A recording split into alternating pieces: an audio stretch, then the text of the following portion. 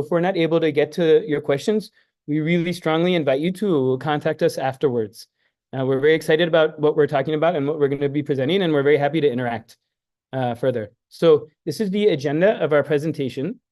We're going to have Dr. Muktananda, who's an AI expert, is going to give an intro to mental health.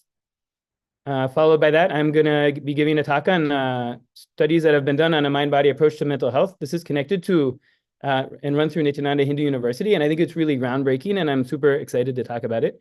Then Muktananda is going to give an unclutching meditation, which is, this presentation is going to be part lecture and part experiential as well. So you should come out of here both informed and very blissfully relaxed.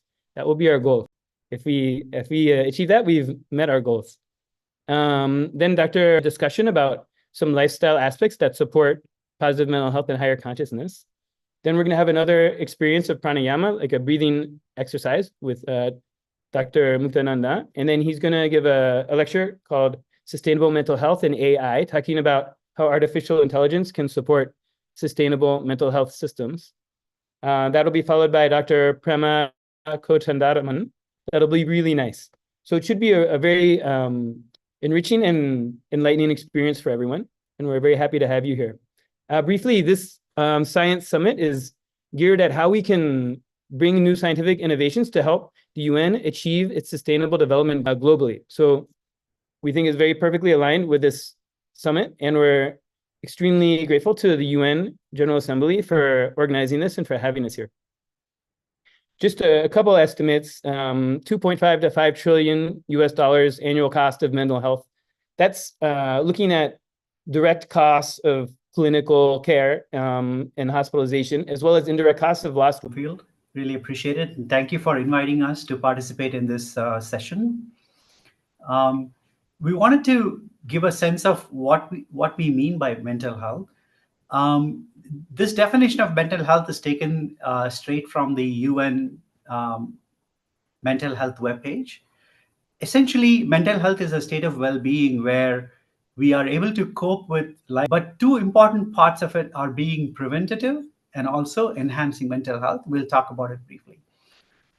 Mental health is one of the greatest challenges of our time. Close to 1 billion people are affected worldwide, and this is from 2019. And all of you know that COVID only made this problem much worse. And today's estimates are probably 1/4 to 1/3 higher than what we saw. So psychological and social aspects of mental health, like emotional means, can we handle stress and emotions? Can we handle anxiety? Psychological is, can we change the thoughts to control thoughts? Maybe think of happier things. It's more like positive thinking. And social is, can we manage jobs and relationships? Can we manage the environment around us? To be truly sustainable, this session is about, I think the traditional approaches have to be sustained with holistic approaches, which are not usually identical, will unleash the happiness within us. Next slide, please. I just wanted to go through some definitions. You may hear these words through some presentations, and I wanted to define them ahead of time. Like, incompletions are any past memory, thoughts, and emotions that restrict our spontaneity in the current moment and limit our actions in the future, which means they are limiting our future potential. They tend to manifest as like strong, low emotions such as anger, depression, agitation. So anytime you feel any of these negative emotions, you're probably experiencing incompletion. And of course, completion is a mental state where extraordinary in doing certain things that no one else can, right? That is what I mean by growing up with beliefs that are self-limiting. So if you have self-doubt, it stops you from trying things, which again reinforces the self-doubt. So they tend to be a vicious. Section is titled Qualitative and Quantitative Studies of Mind-Body Approach to Mental Health. And we love your questions and welcome them. Please feel free to put them. We're also, time is moving quickly, so we're going to have to move fast. We have a lot to cover. So this presentation is brought to you by Nityananda Hindu University. I'm representing the research department of Nityananda Hindu University. And this is a university that is styled after the ancient Vedic, ancient Hindu universities from antiquity. This is, a being we could talk about all day. the Supreme Pontiff of Hinduism, Bhagavan Nityananda Paramashivam, who is, as per Hinduism, he is an incarnation of Paramashiva, which is the primordial divinity. And starting from birth as a yogi, he has achieved high consciousness and enlightenment and incarnation status. To Bhagavan Nityananda Paramashivam, sometimes as Swamiji, which is a way that we refer to him, which is an address of tremendous respect and tremendous affection because of the positivity he's brought to our life. So consciousness. So some of the programs that are that have been brought by Swamiji are going to have tremendous effects at the cellular and physiologic level. Some of them would have already been part of this enlightenment ecosystem, would have already known Swamiji, and some of them would have been new. And so the Dr. Rao, he drew blood and measured gene expression before and after the program. And they looked at hundreds of different genes being expressed, and they found huge changes in gene expression in multiple pathways. But the ones I'm going to highlight here are the pro-inflammatory pathways, which create inflammation in the system, which will, at the cellular level, be inflammation, but at the system-wide level will show up as stress and disease. Many of these pro-inflammatory pathways were down-regulated. And when I say down-regulated, it means like 2 to 7-fold in reduction of the proteins, of the gene products. And then the anti-inflammatory pathways, like the aging system of the cells at the DNA level, when the telomeres in the chromosomes in the DNA get short, then the cell can no longer reproduce and becomes senescent or becomes no longer effective. So maintaining the telomeres long is a job of telomerase. So people who did this program, their levels at the end versus the beginning were pretty universally elevated in a person's mental health. So this was a study that was done in a program. Some of the people in the program had already done similar programs and taken the initiations, and some people were new. So it was a combination. It was a convenience sample because it's through an online program, and then we did a paired and unpaired analysis. So here's for the participants, it been basically from 4 to 2. So very, very far from anxious.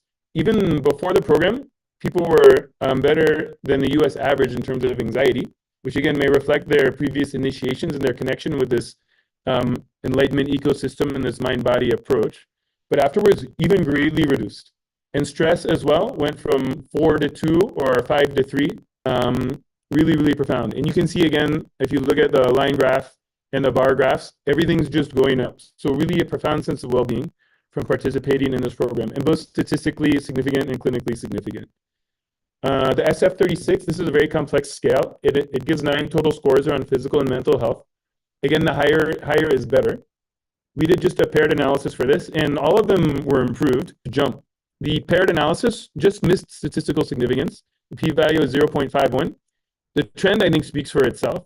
But the unpaired analysis was in this PET scan of the brain, when Swamiji would activate his third eye through his will, the area that's called the mesiofrontal lobe, which is where the frontal lobes meet, right at the area where the chakra of the third eye, as per Hindu structure, Hindu spiritual anatomy, right where that is, that area would light up in the brain when you would activate his third eye, which I think is really fascinating. And then on EEG, which measures brain activity, and then again, a neuroscientist noted, this is a quote, Swamiji demonstrated a remarkable ability to shift between brain states during meditation, samadhi, which is like a superconscious state, it connected with the yogic tradition, and healing conditions. It said he is always in a permanent state of meditation. Then this is the one that I think is most fascinating. There's a Dr. William Collins. This was done in 2005 in St. Louis.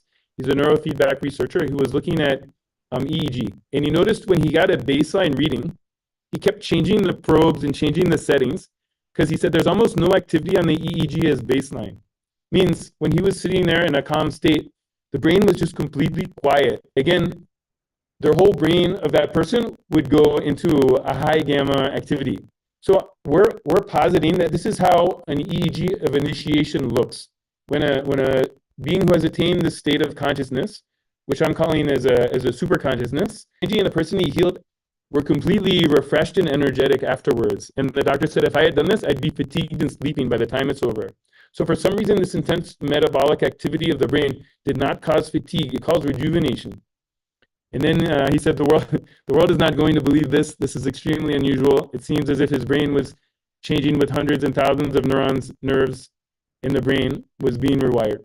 And kind of receptive could be a listening state. Many of you guys are in alpha right now. If you close your eyes, you go into heavy alpha waves. And then beta waves would be if you're like taking a quiz, doing a task, if you're at work doing a task that requires your mental activity, it's 13 to 25 hertz. So you'll notice this illustration doesn't have gamma waves.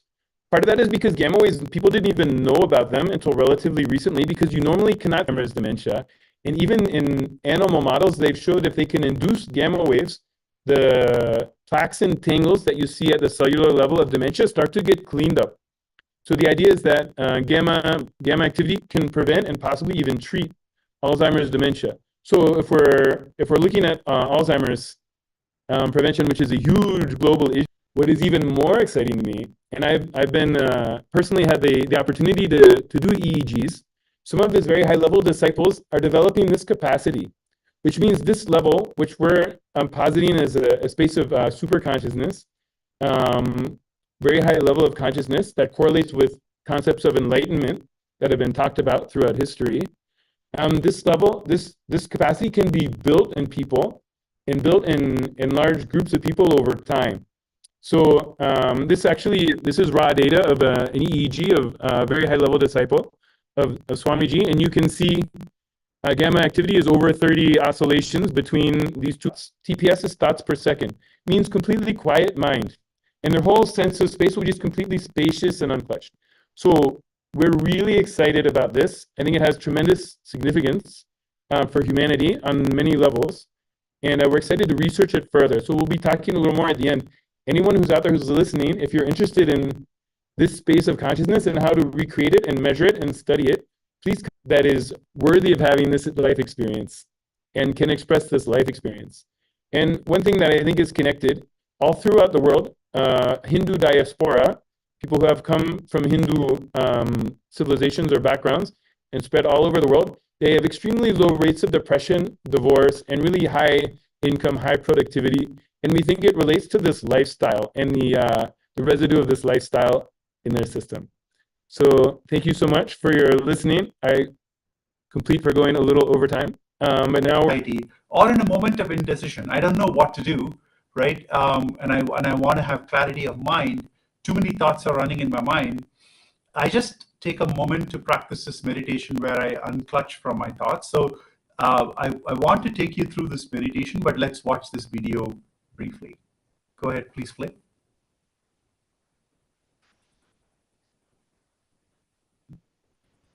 Fight, destroy, play with any thinking process in you. That's it.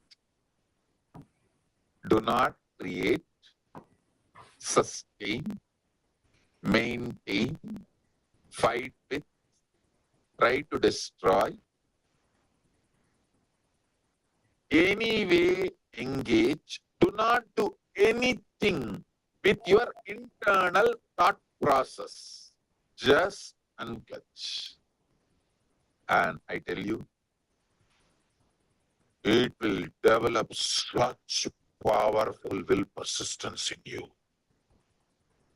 Such powerful will persistence. You will sit with yourself in a very matured way. Highly matured way.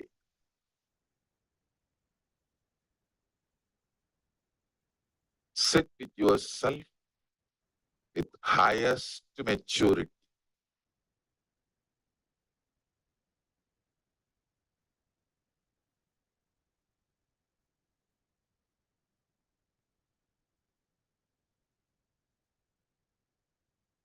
That is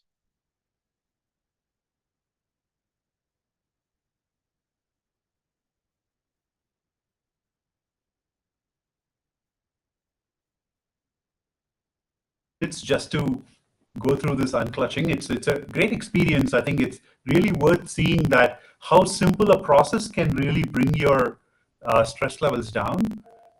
So I would really advise you to I'm going to give you a few minutes, play some meditation music. Essentially, when he says disengage from all thought processes, one technique I use is I use the word unclutch itself. Like when I observe I close my eyes, observe my thoughts. When any thought arises, I just Flute like. You hear that? Do you want to share? You able to hear it?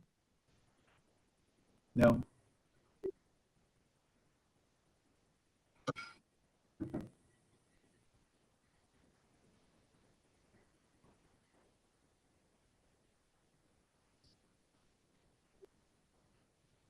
So are you sharing the audio from your output from your computer?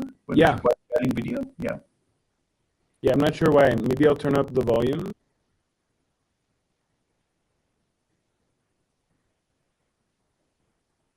You able to hear it now? Yes. Unclutch from your thoughts. Close your eyes and unclutch from your thoughts.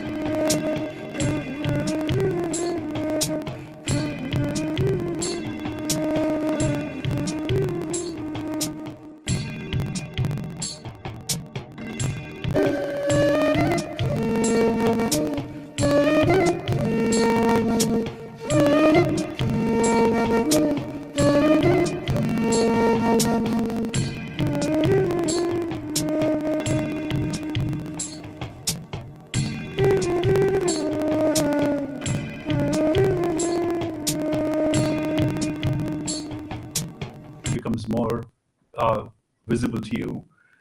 Sometimes the blood pumping through your heart becomes more audible to you. Unclutch from those also. So there is as you hear things, those are also thoughts. They're triggering thoughts inside of you. So Next slide.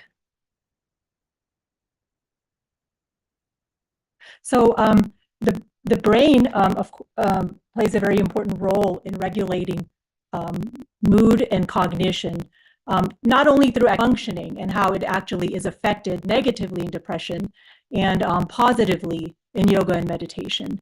And then Dr. Pandav will be talking about the role of the gut-brain axis. So it turns out not only the brain is important, but the gut, in a sense, is the second brain. It has a very extensive nervous system called the enteric nervous system, and there's a communication between the brain can make a huge impact, and it could reduce the costs associated with current treatment model based on medications, therapy, which is expensive, medications have side effects. And so we can go on to the next slide. So many studies have been done on depression, looking actually at the brain and feeling pleasure. And so we can go on to the next slide. So not only is the gray matter or the brain cells, are they affected in depression, but also very importantly, the white matter system is affected. The white matter is very important this is how different areas of brain communicate. And you can see here, when there's specialized studies done on white matter tracts, these are negatively impacted in depression. And the colored portions of the brain frontal gyrus, this is an area responsible, executive functioning, so in other words, planning activities, social cognition, which lead us to interact well with others, the presental and parahippocampal gyrus and hippocampus are very important for memory and handling your stress. These are enhanced in practitioners of yoga. Areas like the insula, superior temporal gyrus, occipital gyrus, and cerebellum are important emotional awareness, processing of language and speech, as well as empathy. So being able to empathize with others and relate in. Now we can move on to what we found in practitioners of meditation. So they have been studied structurally, but also functionally. So we have functional MRI studies, which look more than the brain structure. It looks at different areas of brain that are activated at one, during certain tasks.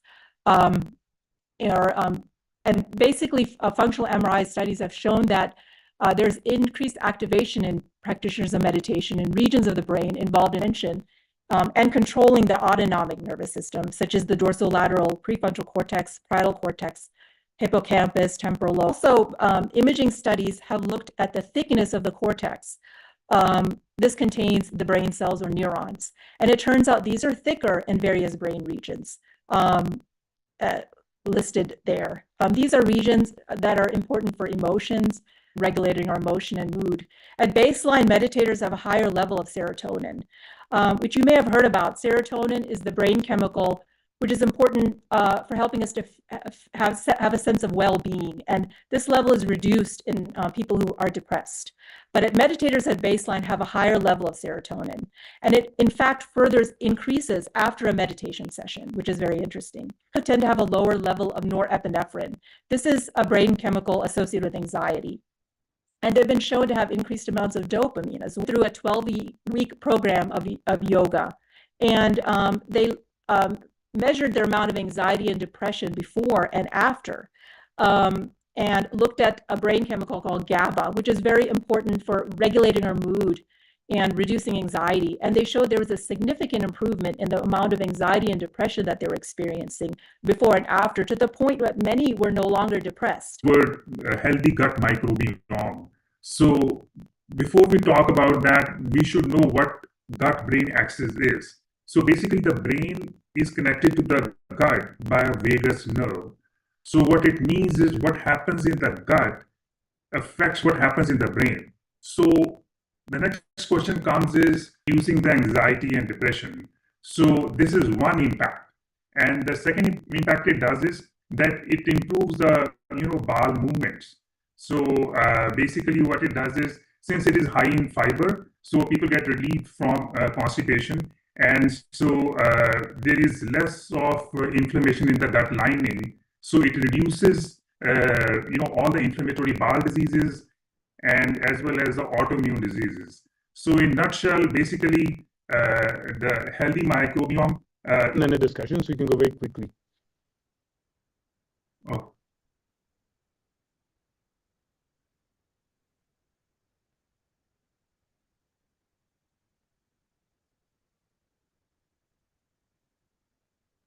Are we waiting? So if you consume them, if you consume plants, vegetables, there's your system along with it. There's no biomemory going inside. Pure energy, food, only that goes inside. But with the animal, the muscles have a capacity to store muscle memory, and the muscle memory, biomemory recorded in it, that becomes part of you. You become prone to that pain. You become prone to that pain. That's the reason I request you to be a vegetarian.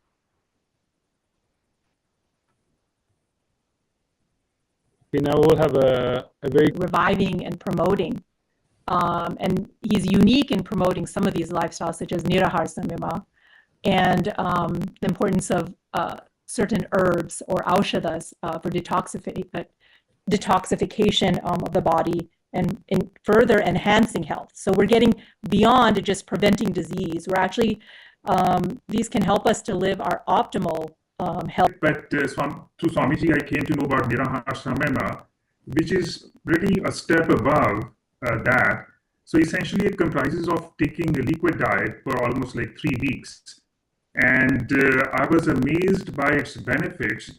What I realized was, in order to digest a solid food, it uses body's energy. But when you are taking and this was something that's completely new to me. I think only Swamiji talks about this.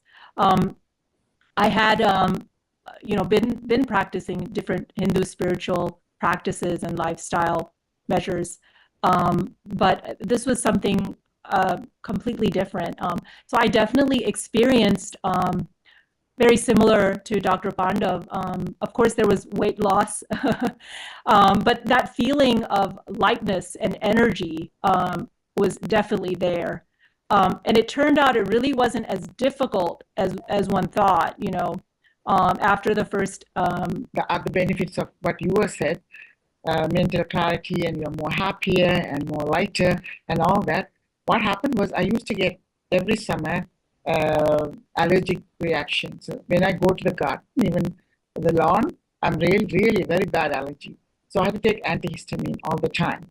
And it actually affected my work style as well. So it was, I think, about 12 years ago, Swamiji introduced the Nirahara Samyama, 12, 13 years ago.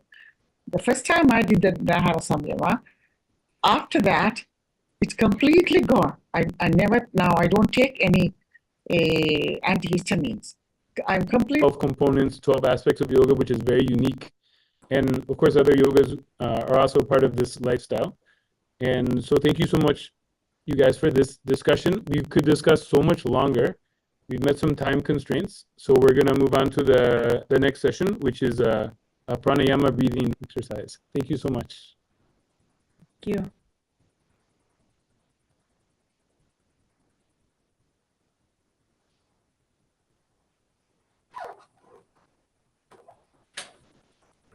Because we are running out of time, I'm going to go through this very briefly. But what Dr. stressed, so it's a very easy technique. Sit up straight and roll your tongue and just put it outside of your mouth just a little bit so that your tongue is sticking out like this. And then deeply inhale through your tongue and then exhale through your nose, right? Like this.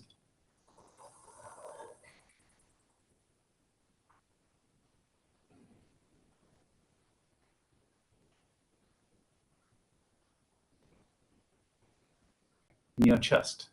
You actually feel it there, right there. It's such an instantaneous, it works instantaneously, and you also see your mind is calmed down. Great. Now let's move on to the next pranayama. Normally, when you do this Shitali pranayama, you do it 21 times, like breathing in 7, 8, 9, 10. Now breathe in through your right nostril again.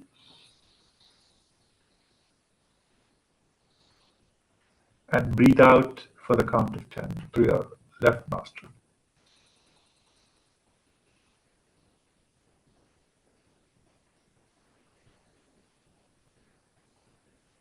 Search for it online. It's a humming meditation. Essentially what you do is you hum. Typically you have to close your eyes, nose, and mouth, and then just hum. So right now I'm going to only teach you the humming part. Just close your eyes, take a deep breath, and then hum deeply and intensely.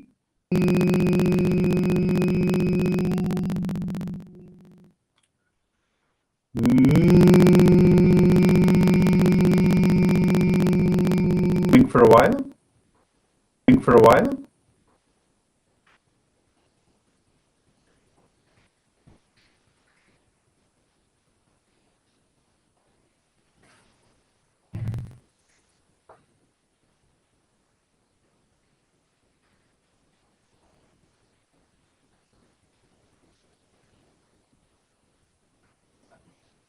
Okay, relax. How many of you could feel the humming reverberate inside your head even after the humming, you stop humming. Okay.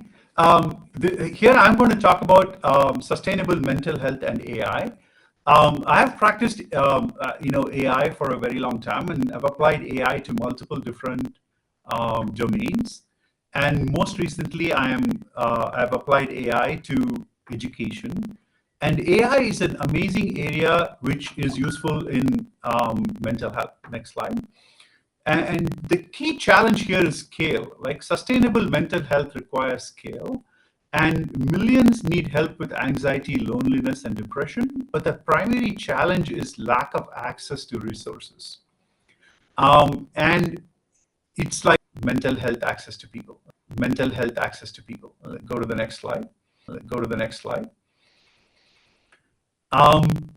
Today's AI is actually super powerful.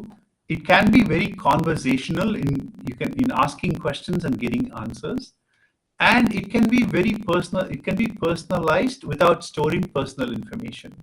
And if you have availability, like access to a phone, a smartphone, you to ask questions and get answers. It's very easy. Go to nityananda.ai, or you can use the barcode that's available on the screen. And it's a great, you have to sign in for you to get access, but it's an amazing resource that is available to everyone. This uses the entire spiritual resources of the world.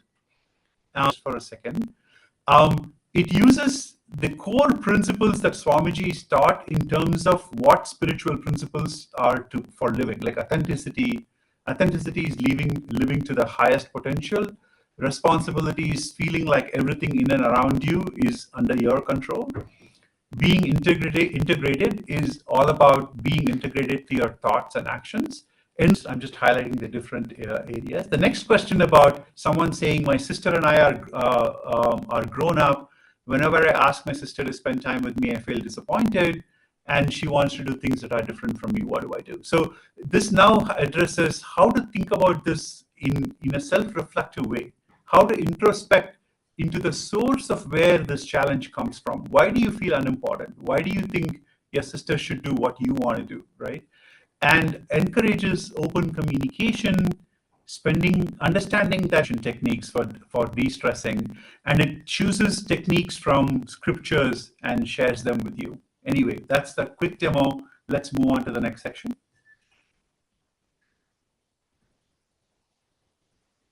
Okay, now I hand it over to Dr. And a pelvic surgeon from Los Angeles.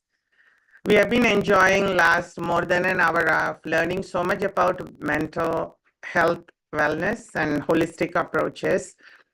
It's my turn to talk about women's mental health issues, incident causes, solutions, and understanding the unique challenges and holistic approaches.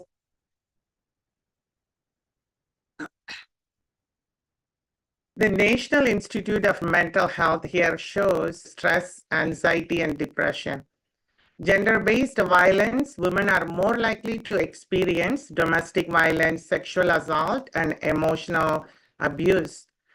Social pressures and roles, women often face societal expectations like 55.8%. It's a pretty expensive program, spending about $104 billion US dollars a year and 217 million days of work lost. It's a big loss of work, and more women are seeking help but failed outcome. The treatment methods are making people dependent on medication, and more medication, it's only the symptom relief. The $1 trillion brain drain that's not sufficiently addressing the mental disorders. And the other treatments like brain stimulation can be used in special situations where transcranial magnetic stimulation can be used for depression, sometimes hospitalization when women become. So many of these current treatments primarily focus on symptom management rather than addressing the underlying causes at different levels. In many parts of the world, access to mental health are very limited because it's very expensive. And social stigma around mental illnesses also prevent people to seek the treatment. So by knowing the different reasons for women's mental illness and also the available, the second one by His Divine Holiness, Supreme Pontiff of Hinduism, Bhagavan Nityananda Paramashivam, his presidential address on November 7th, 2021, very powerful words about women. Women, by their very DNA, have the capacity and groundedness to hold an ecosystem or family or a team or a community together. So women have their own intuitive intelligence. Policies are mapped to the Manuvati Dharma Shastra, and Swamiji revived matrilineal society to empower women here. So the political empowerment, Paramashiva declares in Atharva Veda, women should take part in the legislative chambers, put their views on forefront. So women hold 80% of leadership positions in core indigenous cultural aspect of Hinduism is being revived as part of Kailasa by Swamiji is the mother worship. The matrilineal society that used to exist in ancient Hindu nations. It's very important to know in Kailasa, women are worshipped and revered and have a secure sexual harassment-free ecosystem due to its zero tolerance policy against sexual harassment and exploitation. And it creates the most safest environment for women on planet Earth. At social prominence, Swamiji has worked tirelessly for gender equality, not to find employment. Kailasa's Ankita program is an educational program. So it's mostly educate female child and women to empower them. And Nityananda's Women Foundation, it helps. The next slide. Only feminine. Yeah, I think it's a video to be played. Let's hear from Swamiji, his powerful message and a description of a woman by him. Energy can be given the word. Only feminine energy can be given the word, given the title sacred, because when it is awakened, it does so much in you. Let me define the sacred feminine. Understand? The extraordinary creativity. Creativity will never be possessive.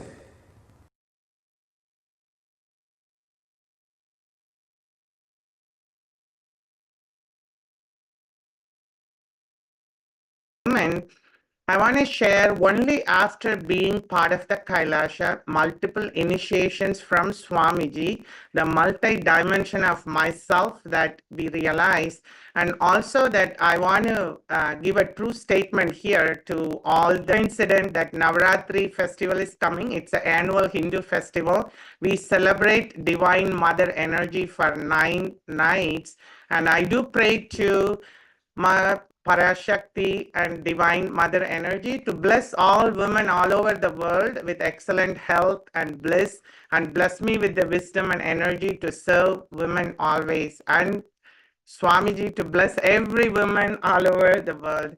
And here, the science of completion, it's one of the solutions for all mental disorders. It's a meditation technique based on the science of enlightenment revealed and taught by His Divine Holiness. And it works, prevent. Second, no, this is, even if it is true, not for me. No, this may be true for the people who don't have to work for their food and paying the bills. No, maybe it is true for the people who are sitting in Kailasa and enjoying the happy, free life. All kinds of thought currents will come inside. Sit, have a little patience, listen. Listen to yourself and start penning down precisely what all resistance, anger, everything.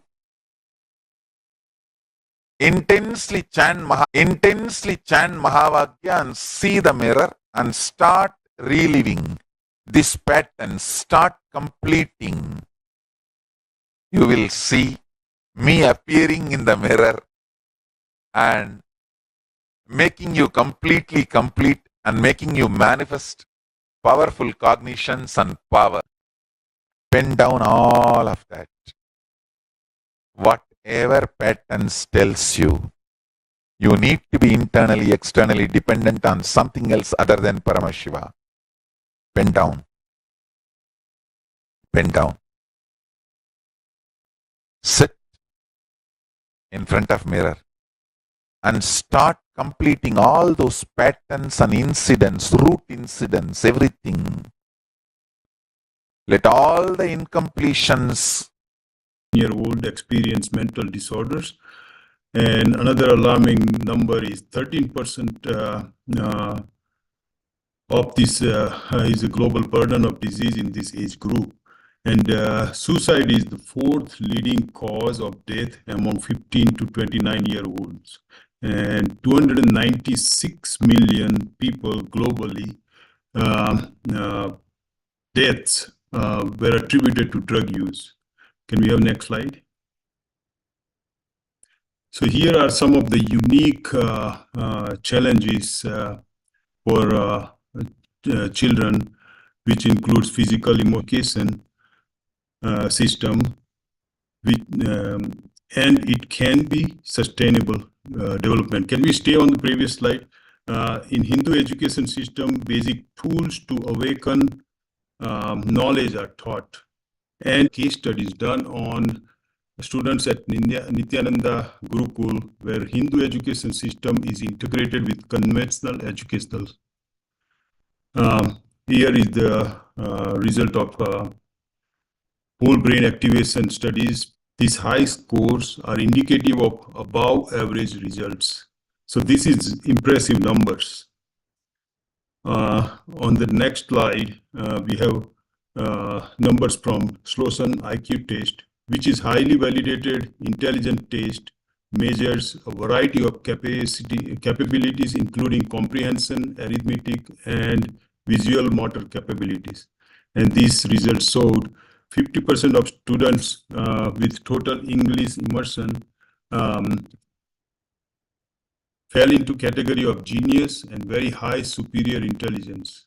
IQ score of 120 and above to change to integrate such education into conventional curriculum. And of course, as I said, more studies are needed for this evidence, but policies to change and integrate this education into conventional curriculum would be a good sustainable development. Okay, I hand over to next speaker. Really, many of their goals would be achieved by adopting this lifestyle. At NHU, the Nityananda Hindu University, we aspire to be a world's leader in the study of mental health, of enlightenment, and of superconsciousness. And we very sincerely and formally and informally invite anyone who's interested in researching this possibility, this phenomena that I think is available here in ways it's not been described otherwise. So we invite policymakers, we invite academicians, and other politicians, anyone, to contact us to see how we can bring this to the world to attain and achieve the UN Sustainable Development Goals and bring higher possibilities of mental health and overall life and potential to the global community. So with that, thank you so much for everyone who came. If you're able to stay, we invite you to stay for our kriya, which will be led by Dr. Mukta Ananda. Heart, for example, liver, kidney, or heart, intestine, at some part, if there is a disturbance in this energy circulation, that is when you start developing diseases and disorders and disturbances. Disease, disorders, disturbances expresses itself in different parts of the body. Let us take the example of a water tank. A water tank is a structure which stores water. This water is distributed to different places through the pipelines, which forms a circuit. The pipelines end in outlet taps through which the water reaches the end users. Similarly, the Kundalini energy reaches the different parts of the body through the 72,000 nadis or energy channels. Let's say for Kundalini energy, just as the water gets pumped in to the pipeline once the block is removed. When the energy flow is re-established, energy starts flowing and the disease is healed. Now, if your body is put in certain position, that energy blockages get removed. Asanas and pranayamas. Even for few seconds, if the energy circuit route is aligned and energy is pumped, you are out of the disease. You are out of the disorder. You are free. These kriyas are not just ordinary asana, ordinary yoga postures, amas. Third, visualizations. Fourth, verbalization means chanting of some mantra internally. See, internally when you create the sound, it's called mantra. Externally when you listen, it's called chanting. So, mantra, internal verbalization. Shall I start the music and then you'll announce the kriya? Yeah, I can just walk everybody through the kriya. It's actually, the kriya has 3 steps. It's a kriya for hypertension, which also relieves stress. Hypertension essentially is a high blood pressure, which happens because of stress, right? So this kriya has simple, and then you just put your hands around your knees and hug them and pull them closer. That's it, right? So that way you are sitting with your knees drawn in and your heels touching as close to your body as possible. You just have to look ahead. That's the posture. Peter will show the picture. That's the second step. In that posture, you just hum intensely. As your right nostril, breathe in through your left nostril, and then close your left nostril, breathe out through your right nostril, and then breathe in again through your right and breathe out through the left. This is one cycle. Do this cycle for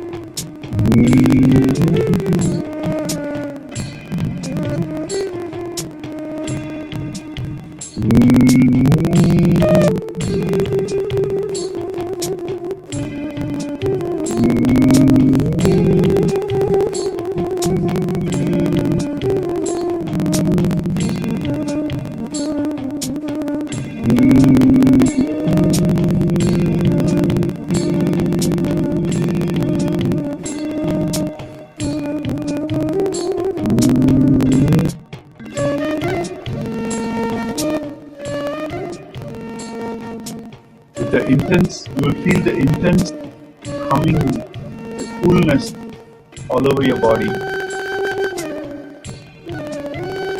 Just lie down and uncut from all thoughts.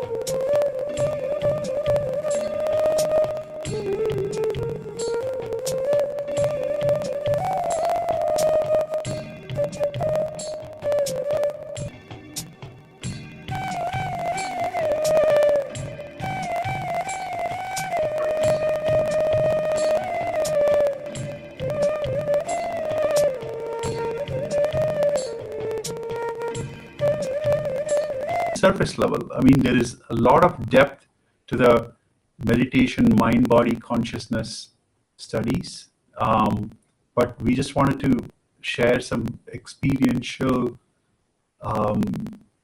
some experiences with you, so you can find out for yourself. So I hope you can practice this meditation before going to sleep every day.